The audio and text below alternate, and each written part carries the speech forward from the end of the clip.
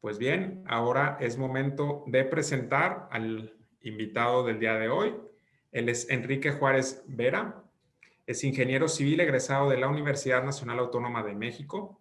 Prácticamente todo su desarrollo profesional ha sido en Cemex, específicamente en el área técnica de concreto durante más de 28 años. Ha estado involucrado en diferentes tipos de obras como las presas El Cajón y La Yesca, proyectos eólicos como la Venta en Oaxaca, aeropuertos como el de Querétaro, Tuxtla Gutiérrez, Puerto Peñasco, Texcoco y el actual Santa Lucía. Dentro de su experiencia en edificación vertical, ha colaborado para el diseño y control de mezclas de edificios como la reestructuración del Hotel de México, Torre Reforma en la Ciudad de México y Torre Coy en Monterrey. Dentro del Centro de Tecnología de Cemento y Concreto de Cemex, ha podido participar en el desarrollo e implementación de nuevas tecnologías de concreto como el mortero estabilizado, relleno fluido, concretos de alta resistencia, concretos de trabajabilidad extendida y durables, y actualmente es el gerente de aseguramiento de calidad en las vicepresidencias de constructores y de infraestructura y gobierno. Muy bien, Enrique, te saludo con gusto, ¿cómo estás? Saúl, ¿qué tal? Muy buenas tardes, muchas gracias. Adelante, el espacio es tuyo. Si gustas ya compartirnos ahí tu pantalla y Claro que sí, adelante. muchas gracias.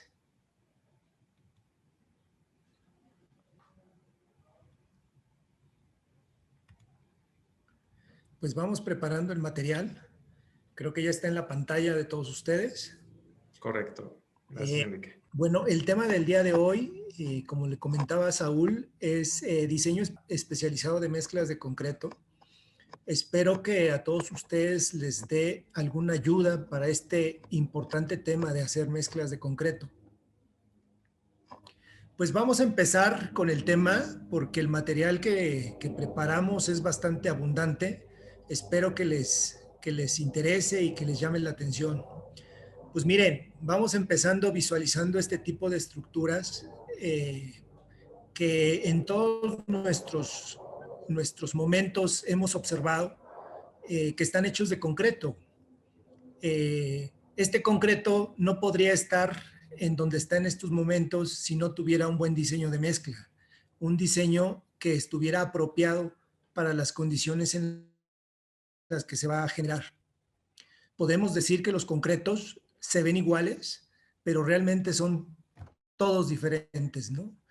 Los concretos para una vivienda son diferentes, los concretos que van a estar expuestos a condiciones severas ambientales, los concretos de alta resistencia que están presentes en nuestros puentes de infraestructura, nuestros concretos que están en cimentaciones de edificios altos y cómo no ver los importantes concretos que están en los edificios monumentales, ¿no? que tenemos a lo largo de todo nuestro país.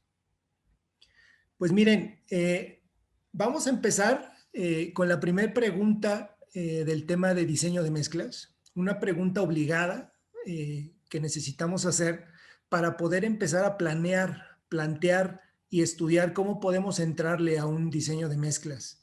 Y más aún si es un diseño de mezclas especializado. Lo primero que tenemos que hacer es ubicarnos perfectamente bien en qué queremos hacer, qué desempeños queremos del concreto, ¿no? Queremos resistencia, que últimamente ya ese desempeño ha pasado a segundo término, porque cada vez y afortunadamente se escuchan desempeños de durabilidad en las especificaciones. Podemos pensar en cómo se tiene que desempeñar el concreto para ser bombeable, para la permanencia, para la contracción, por supuesto, que vamos a ver más adelante, muy importante, para el peso volumétrico al cual va a apoyar a las estructuras para ser más pesadas o más ligeras. Y un tema bien importante, la sostenibilidad, ¿no? A mí me da mucho gusto que ya con mucha frecuencia se empiezan a ver especificaciones preocupadas en la sostenibilidad, ¿no? ¿Cómo podemos hacer concretos con menor aporte de CO2 al ambiente? ¿Cómo podemos hacer concretos que nos permitan un ahorro energético en diferentes campos? Creo que ese es un aspecto muy importante que ya hay que empezar a revisar cuando queremos ver el desempeño de los concretos, ¿no? Algo muy importante que consideramos nosotros para el desarrollo de un buen diseño de mezclas especializado es conocer nuestros materiales. Como ustedes saben, el concreto se compone de 4 elementos. Esos 4 elementos que ustedes los pueden ver acá nos van a ayudar a definir la trabajabilidad, el fraguado, el peso, la resistencia, la contracción, la apariencia, entre otras características, ¿no? La verdad es que, como ustedes saben, el concreto es el segundo material más utilizado en el mundo después del agua, y las bondades que nos puede permitir este material son inmensas, ¿no? Pero nos debemos de centrar en la importancia de conocer nuestras materias primas.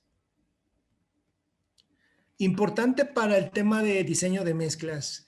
Diseñar una mezcla evidentemente parte de llenar un metro cúbico o un volumen con 5 elementos, ¿no?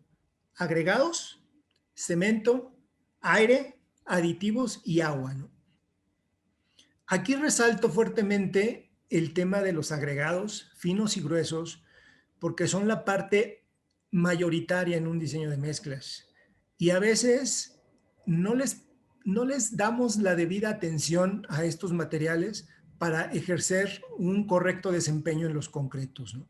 No olvidemos, vamos a repasar algo de los agregados, propiedades muy importantes que no debemos de olvidar, y vamos a repasar algunos criterios básicos, pero que son muy importantes en el tema de diseño de mezcla, ¿no? Vamos empezando con el agua. El agua es un elemento importantísimo en la mezcla, ¿no? Es curioso, pero normalmente estas pláticas las empezamos con hablando del cemento, ¿no? Pero en este caso consideramos importante comenzar con el agua, ¿no? El agua puede ser el malo o el bueno de una película, ¿no? Si nos excedemos de agua, podemos generar todos los problemas del mundo en un concreto, ¿no? Desde no dar la resistencia, provocar sangrado excesivo y provocar superficies blandas, tener una muy baja permeabilidad, perdón, muy alta permeabilidad, concretos muy porosos, que no resisten la intemperie de los agentes agresivos. Entonces, es muy importante hablar del tema del agua, ¿no? De la cantidad de agua en una mezcla. Quiero comentarles que el agua en un diseño especializado ya hay que pensar en 2 temas, en el tema de la hidratación y en el tema de la trabajabilidad. Como ustedes saben, el agua funciona básicamente para hidratar las partículas de cemento y que generen resistencia a compresión en el concreto, ¿no? Pero la cantidad de agua en una mezcla es tan importante que nos puede hacer fracasar en un segundo un diseño de mezcla, ¿no? Si no le ponemos la cantidad adecuada, no va a haber reacción para que nos permita trabajar adecuadamente el concreto. Pero necesitamos una cantidad de agua adecuada para que podamos manejar, que el concreto tenga trabajabilidad, que se pueda colocar, que se pueda distribuir en los elementos que vamos a colocar. Pero tenemos que tener cuidado en las cantidades, ¿no? Entonces es muy importante saber que el agua es importantísima para la reacción química, para la hidratación, y es importante para la trabajabilidad, es donde debemos de tener cuidado, ¿no? Vamos a hacer algunas recomendaciones durante la charla para que veamos cómo nos afecta la cantidad de agua en una mezcla. Antes de entrar a esta información, quisiera hacerles una pregunta, ¿no? Para que no sea un monólogo, quisiera hacerles una pregunta. Miren, ayúdenme con sus respuestas. La pregunta es la siguiente. De los siguientes tipos de agua, ¿cuáles son aptas para utilizar en un diseño especializado de mezclas? Puede ser la opción agua de la red, agua reciclada, aguas negras con tratamiento, agua de pozos o todas las anteriores. Ayúdenme por favor con su respuesta para ver cómo estamos con el conocimiento del agua en este tema. Como les decía, es muy importante esta materia prima en el concreto, que sepamos básicos que debemos de tener en el agua, ¿no? Con el agua. Saúl, cuando tú digas, a ver si nos mandas las respuestas de nuestros amigos y amigas del auditorio. Miren, está bastante distribuida en las respuestas. Agua de red, agua de pozo, todas las anteriores. Muy bien, pues miren, hoy en día la tecnología del concreto nos ayuda a utilizar cualquier tipo de agua, ¿no? Cualquier tipo de agua, pero eso no quiere decir que sea con cualquier característica del agua, ¿no? Pueden ser aguas de mar, aguas alcalinas, aguas industriales, aguas recicladas, aguas ácidas, aguas negras, aguas potables, ¿no? Es importante, es muy importante que antes de utilizar estas aguas las analicemos y sepamos perfectamente sus componentes que afectan la calidad del concreto. Hoy en día, las aguas tratadas, las aguas negras tratadas que pasan por un sistema de tratamiento son tan eficientes para el uso del concreto que nosotros en CEMEX ya las estamos utilizando, ¿no? Entonces, es importante que nuestras aguas en el concreto, estamos tratando que nuestras aguas en el concreto sean de segundo uso, ¿no? Es decir, tratar de evitar que las aguas de primer uso, las potables, las de pozo, tratarlas de utilizar para el consumo humano, y para este tema de la industria, tratar de utilizar aguas de segundo uso, ¿no? Eso nos va a hacer más amigables con el medio ambiente, nos ayuda a la sostenibilidad y poco a poco iremos avanzando en este tema, ¿no? Les decía yo, lo importante es que observemos bien el cumplimiento de la norma, en este caso es la 122, que nos da los parámetros específicos de la química que debe de tener el agua. Déjenme comentarles cuáles son los principales contaminantes que pueda tener un agua y qué efectos podríamos tener, ¿no? Los carbonatos, ¿no? Que nos aceleran o los retardan el fraguado del concreto y nos pueden llegar a reducir la resistencia del concreto. Los cloruros. Ustedes, creo que esta es la propiedad más conocida negativa en el tema de las materias primas. En el agua pueden estar en mar, en aguas de pozos, en lagos, porque los cloruros promueven la corrosión del acero de refuerzo, ¿no? Y evidentemente con el tiempo nos van a generar agrietamientos importantes y la reducción en la vida útil del concreto. Los sulfatos, muy presentes prácticamente en las aguas de mar, ¿no? Pueden generar reacciones expansivas, ¿no? Entonces ustedes me dirán, ¿por qué nos dices que el agua de mar puede ser utilizada en el concreto si tiene sulfatos, ¿no? Como les decía, hay que revisar los niveles de sulfatos y si los niveles de sulfatos son adecuados, podemos utilizar un cemento especial para que soporte esas reacciones químicas de ciertos niveles de sulfatos en el agua, ¿no? Y finalmente, dentro de los principales contaminantes del agua está el magnesio, ¿no? Que afecta la resistencia, y un tema importantísimo es que pueden generar expansiones en el concreto que no son nada agradables para un buen concreto, ¿no? Entonces, llévense esta información que es valiosa. No le tengamos miedo a utilizar agua, pero sí, previamente, analicémosla y revisemos que cumple con los niveles contaminantes aceptables para el uso de agua. Entremos un poquito, ¿no? Tampoco quiero llevar mucha información del tema del cemento. Cemento, como ustedes saben, es el polvo maravilloso que nos ayuda a la reacción química con el agua para que nos haga un aglutinante y nos genere una dureza en la mezcla, ¿no? Este polvo, pues es un cemento Portland, ¿no? Que se inventó ya hace muchos años y que nos ha ayudado a hacer pero muchos obras en la humanidad, ¿no? Ustedes abran un saco de cemento, vean un puño de cemento y pues es polvo, ¿no? O sea, lo único que hace el polvo es me ensucia, ¿no? Me mancha. Pero si pudiéramos meternos microscópicamente a una partícula de cemento, es un universo impresionante, impresionante meterse a la química del cemento, ¿no? Hoy no vamos a tocar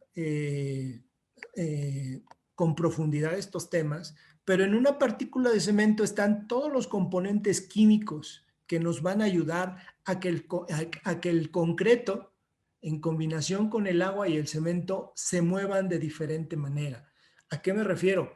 A que la resistencia a edad temprana se suba o se baje, a que la resistencia a compresión a 28 días sea alta o baja, a que la resistencia a determinados agentes químicos, como los sulfatos, sea más resistente o menor resistente. También nos va a ayudar definitivamente a temas de contracción, nos va a ayudar a temas de calor, de hidratación.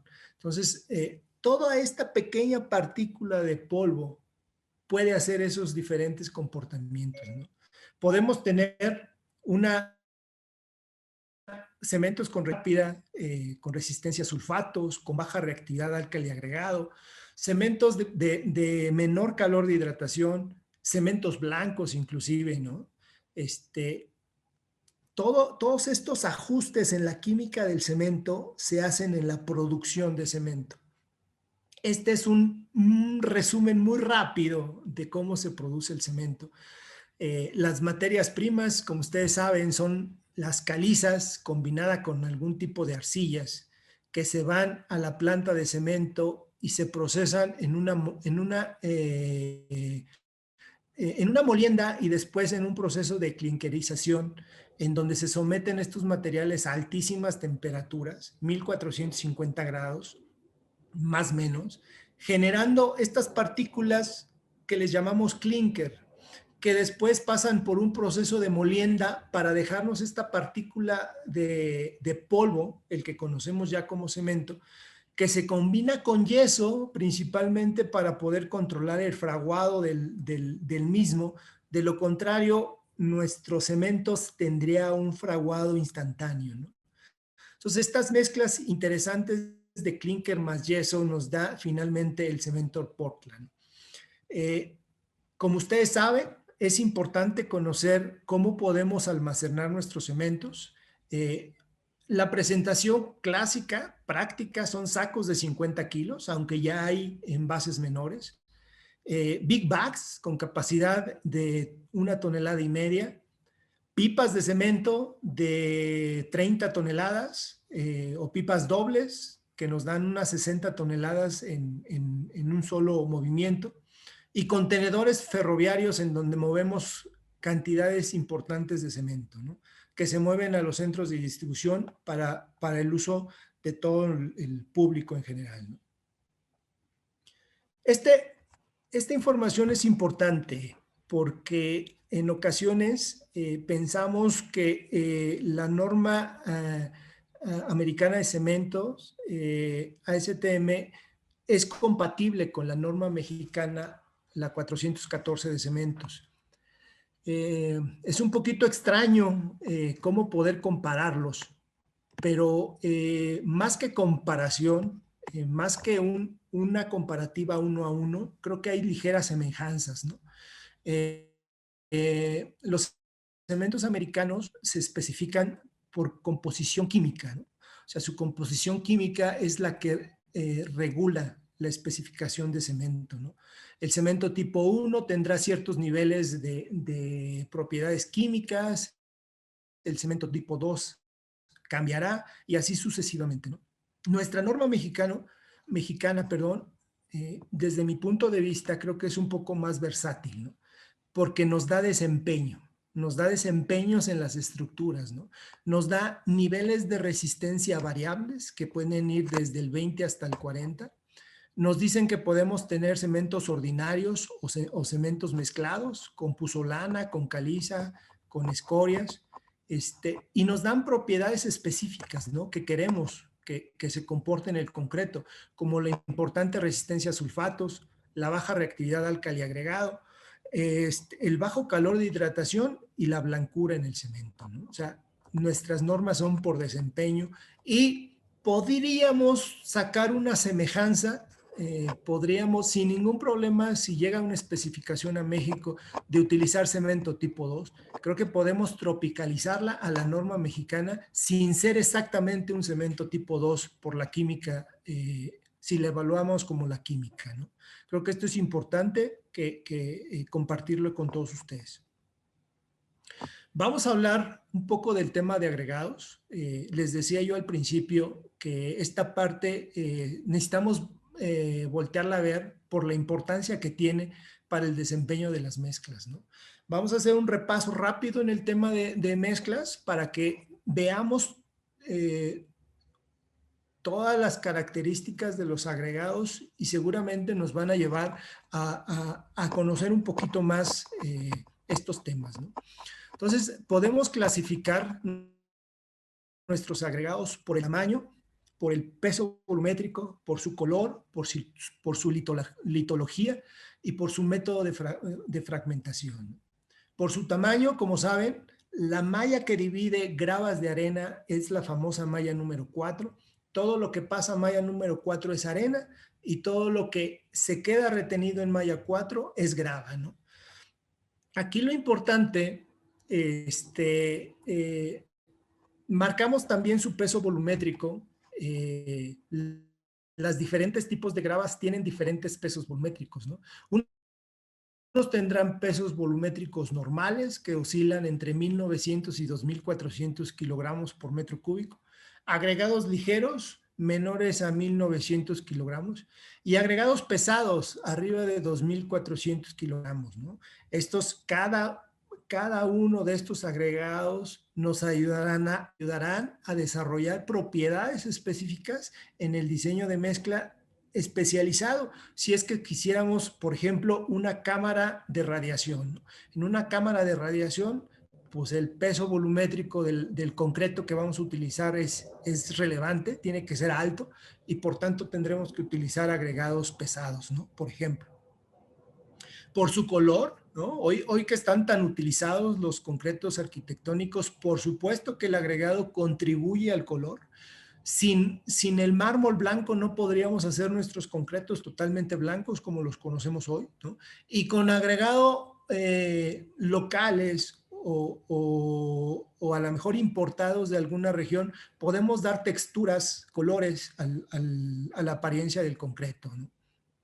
Por su litología, sabemos que hay rocas ígneas, sedimentarias y metamórficas. Las ígneas, ustedes saben, las que son producto de las erupciones volcánicas y un enfriamiento brusco, son las principalmente utilizadas, como el basalto, el andesita, el granito. Las sedimentarias, dentro de la más importante que utilizamos en la industria, es la caliza, ¿no? ¿Quién no conoce una caliza? Es el material más conocido como material de construcción. Y los metamórficos, ¿no? El mármol, la cuarcita, un mármol que es una roca caliza transformada durante miles de años por presión y temperatura de nuestra tierra, ¿no? Entonces, la presión y la temperatura transformó nuestras calizas en mármol, ¿no? Por su método de fragmentación, que es sumamente importante.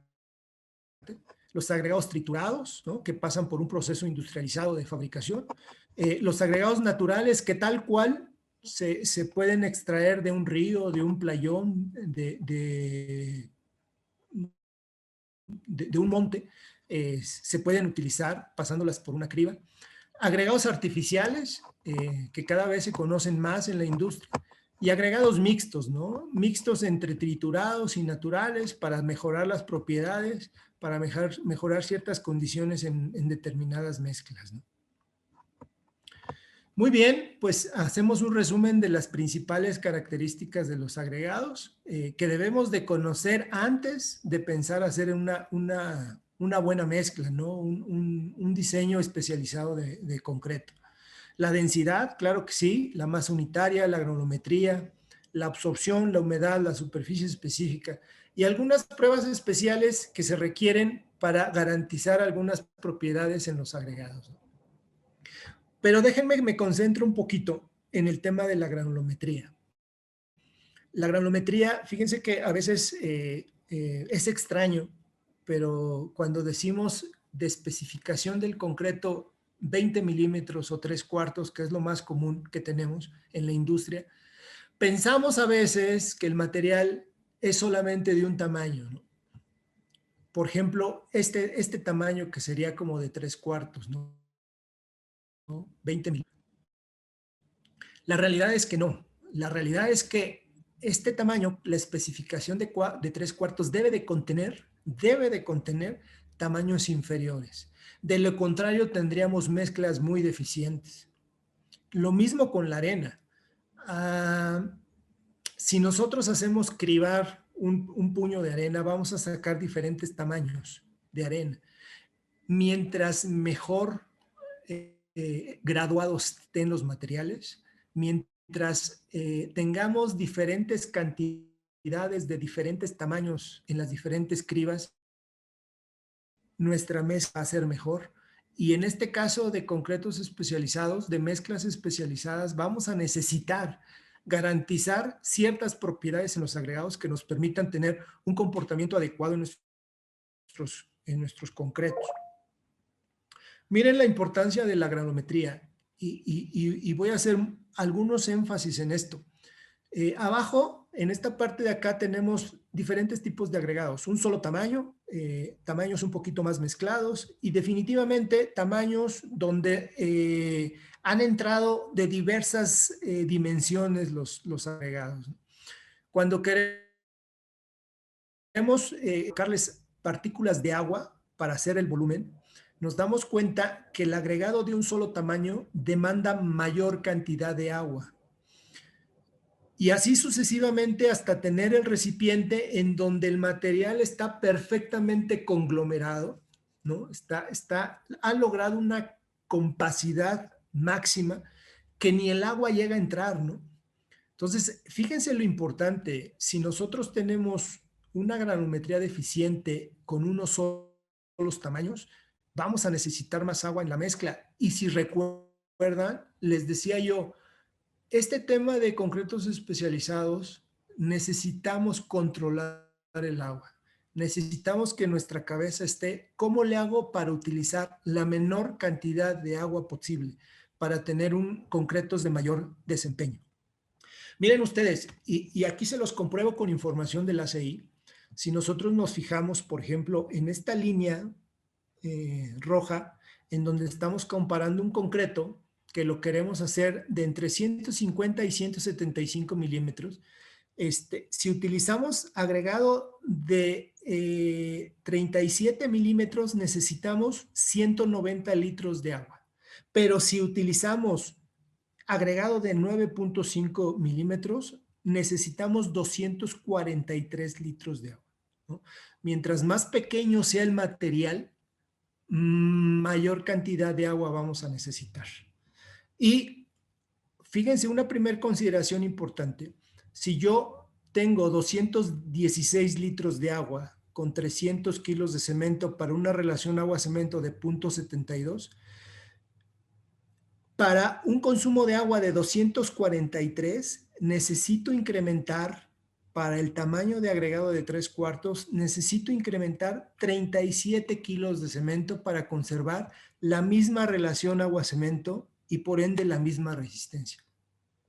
¿Qué quiero decir? Cuando hagamos concretos de 3/8, nunca vamos a poder utilizar menos cemento que cuando hagamos concretos de mayor tamaño. Mientras mayor tamaño sea nuestro agregado grueso, menor consumo de cemento vamos a tener. Otra propiedad importante es la superficie específica, ¿no? Es decir, nuevamente regreso, el tamaño de la partícula. Mientras más pequeña sea nuestra partícula, mayor cantidad de agua vamos a necesitar en la mezcla, mayor cantidad de pasta. Y aquí se los confirmamos en esta tabla. Miren, en donde aquí podemos ver una arena con un módulo de finura de 2.8 comparada con diferentes tamaños de agregado, en donde el volumen de agregado, mientras más grueso lo tengamos, mayor cantidad de volumen vamos a poder meter en la mezcla.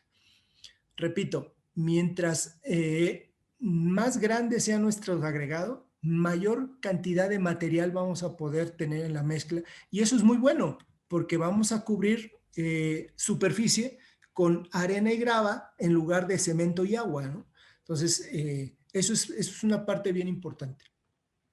Y por último, en el tema de agregados, el volumen de agregado grueso que puedo introducir con diferentes tipos de arenas. Esta es una arena gruesa con 3 de módulo de finura, una arena más fina 2.8 y mucho más fina 2.4.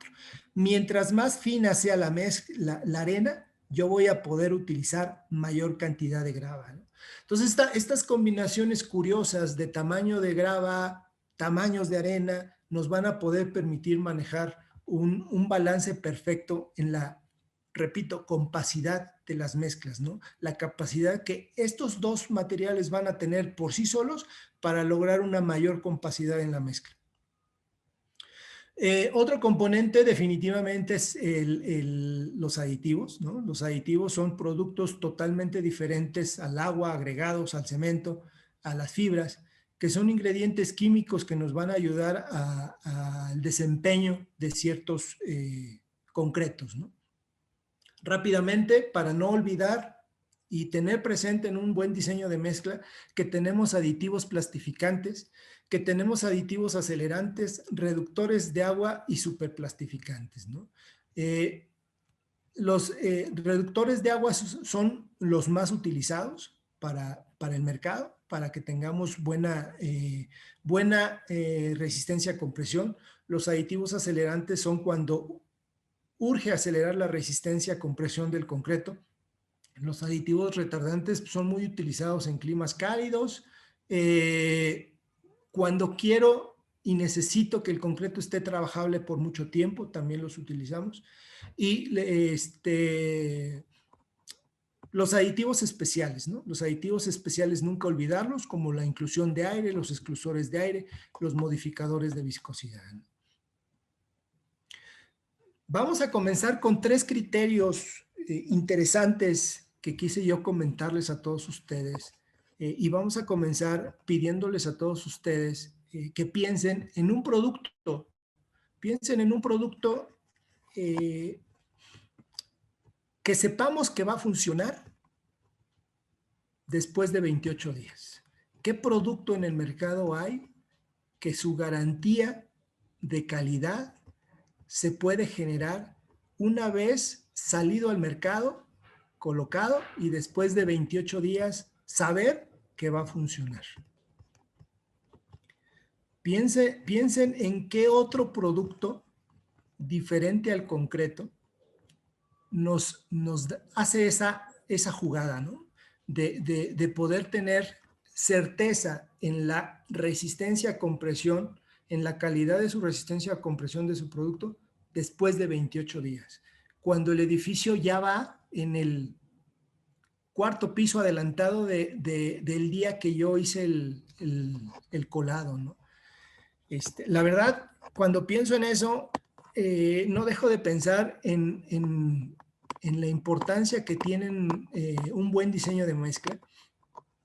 Y un buen diseño de mezcla en este sentido, para prever con qué resistencia, con qué consumo de cemento tenemos que entrar, juega un papel muy importante la estadística, ¿no? Y aquí voy a hacer una pregunta para que me ayuden a contestar todos ustedes. Una siguiente pregunta, que es la siguiente. ¿Qué tipo de distribución de probabilidad presentan los ensayos a compresión del concreto? Una distribución de Bernoulli, una distribución binomial, una distribución de Poisson o una distribución normal.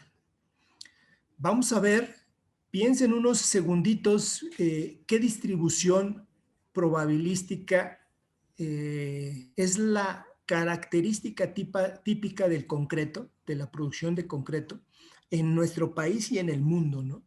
Para que nos ayudemos de esa ciencia que es la estadística para poder garantizar el desempeño de nuestras mezclas especializadas. Saúl, cuando tú digas, ¿me ayudas con las respuestas? Fíjense, importante, ¿no? Déjenme comentarles. Aquí está muy pareja la respuesta. Déjenme comentarles. El concreto, la producción de concreto, la estadística de concreto, los ensayos a compresión del concreto tienen una distribución normal, ¿no? Que, grosso modo, rápidamente la explicación es una campana de Gauss, ¿no? En donde, como principales características, sin meternos a muchos rollos, tiene un promedio de sus valores que están distribuidos en toda esta área, tiene un promedio y tiene ciertos niveles de desviación estándar, ¿no? 3 veces la desviación estándar para acá, 3 veces la desviación estándar para acá, y eso nos conforma el área del comportamiento del concreto. Voy a entrar a un tema escaldoso. Si nosotros tuviéramos un concreto de resistencia a compresión especificada de 250, pues nosotros no vamos a diseñar a 250, ¿verdad? Aquí hay una fórmula importante que nos dice que nuestra resistencia de diseño tiene que ser la resistencia especificada más una T de Student por la desviación estándar. Esta FCR me va a mandar el promedio de mi campana de Gauss a cierto nivel, ¿no? Pero déjenme decirles una cosa. El concreto, esta T que involucra el diseño de mezclas que se puede utilizar para el cálculo del consumo de cemento, involucra una expectativa de llegar a esa resistencia. Es decir, esta FCR tiene un cierto nivel de fallas. ¿A qué le llamo fallas? A estos valores que quedan en la colita de la campana de Gauss, que van a tener cierto incumplimiento estadístico de la resistencia a compresión. Diseñar a cero fallas estadísticamente no existe, ¿no? O sea, no habrá un cero fallas, ¿no? Podemos acercarnos muy cerca a tener cero fallas, pero nunca lo vamos a lograr. Vamos a explicar un poquito más. Miren, vamos a ver, tenemos esta serie de valores, una resistencia de 250, una desviación estándar de 25 megapascales, un promedio real de 278, es decir, esta línea verde es la real, ¿no? Esta línea punteada es la FCR, la que debía haber llegado, y en este sentido, pues gráficamente se ve que estoy un poquito desfasado hacia la derecha, lo que quiere decir que todavía puedo optimizar mis diseños, ¿no? Ok, lo que gráficamente se ve, numéricamente se observa que nuestra FCR es de 275 y mi promedio obtenido es de 278. Eso quiere decir que yo puedo optimizar mi recomendación de consumo de cemento en 3 kilogramos por metro cúbico, ¿no? Es decir, en lugar de utilizar 265 kilos para esta mezcla, yo puedo utilizar 262 kilos, ¿no? Oye, pero este criterio está elaborado con una T igual a 1. ¿Qué significa una T igual a 1?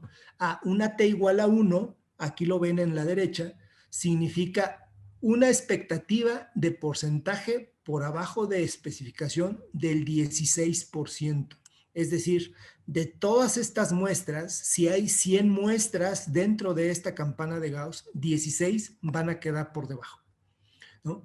Eso sí, no hay que temerle, ¿eh? No hay que temerle porque así se comporta el concreto. Más bien hay que entenderle y hay que cuidar estas propiedades, ¿no?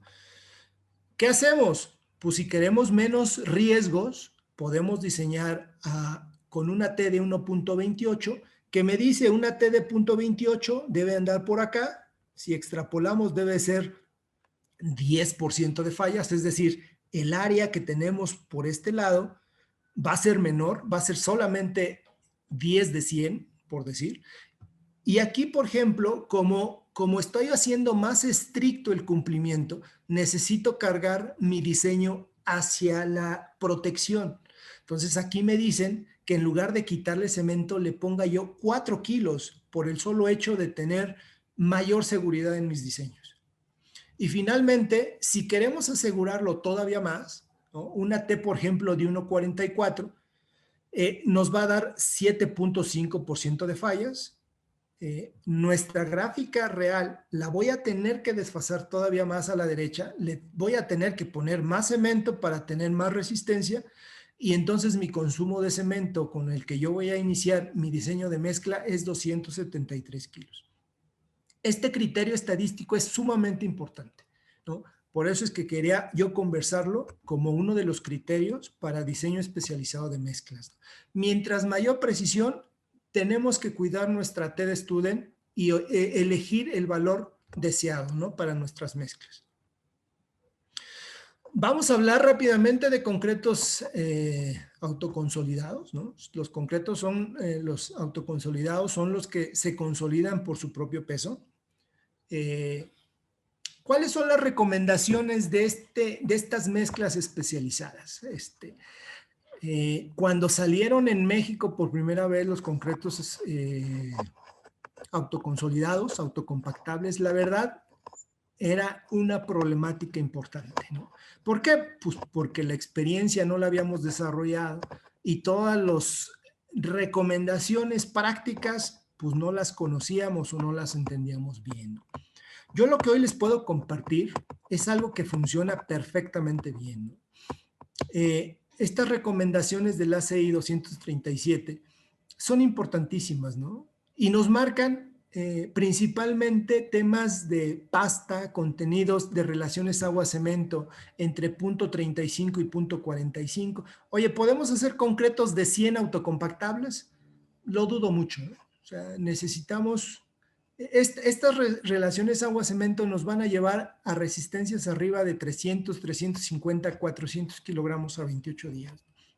Fíjense bien, contenido de pasta alrededor de los 475 kilogramos sobre metro cúbico, ¿no? Hablamos de pastas, hablamos de morteros y yo sí quisiera que dejáramos bien claro qué es eso, ¿no? El mortero, pues se define como el volumen de pasta más el agregado fino que pasa la malla número 8, ¿no? Es decir, pasta, el cemento más los aditivos, más el aire, ¿sí? Y eso más el material que pasa la malla número 8 de la arena, ese es el volumen de mortero, ¿no? El tamaño de agregado, aquí normalmente arrancamos pensando que podemos utilizar agregado de 3/8, pero eso es un mito. Creo que podemos hacer concretos autoconsolidados de 3/4 de agregado con bastante buen desempeño. Quiero compartirles algunas pruebas. Creo que aquí es lo valioso que les podemos compartir, ¿no? Algunas pruebas en donde podamos visualizar el comportamiento perfecto de un concreto autocompactable, ¿no? Que es la extensibilidad, pero la extensibilidad con 3 puntos, ¿no? La medición directa de la extensibilidad, que es el diámetro del halo de mezcla que deja el cono cuando lo levantamos. El T50, que es una marca que se le hace antes de elaborar la extensibilidad, se marca un diámetro de 50 centímetros y vemos en qué tiempo llega a correr la mezcla y ocupar esa área de 50 centímetros en nuestra placa. Y el índice de estabilidad visual es como una estandarización para que los criterios no sean muy subjetivos, ¿no? O sea, el índice 0 es que no tenemos ningún sangrado en nuestra mezcla. El número 1 tiene un pequeño, ligero sangrado aquí en las orillas y se empiezan a ver algunas burbujitas en las mezclas, ¿no? Esas burbujitas no se tienen que ver. El 2 ya se empieza a ver un autoconsolidado deficiente porque pues tenemos este sangrado, este halo de sangrado en la superficie y empezamos a ver una montañita de almacenamiento de materiales acá, ¿no? Segregación.